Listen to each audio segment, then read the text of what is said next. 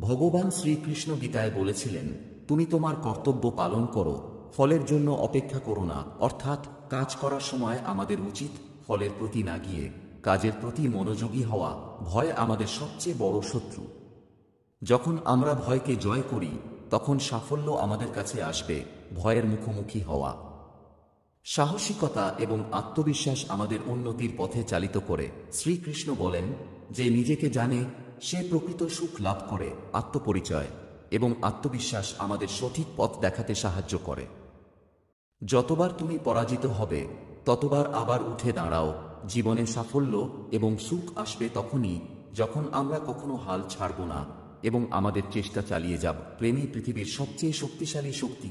একমাত্র প্রেম দিয়ে আমরা সঠিক পথে পরিচালিত হতে পারি এবং শান্তির সন্ধান করতে পারি। এই ছিল শ্রীকৃষ্ণের 5টি উপদেশ, যা আমাদের জীবনকে সুন্দর ও সঠিক পথে পরিচালিত করতে সাহায্য করতে পারে। আশা করি আপনারা এগুলিকে জীবনে প্রয়োগ করবেন।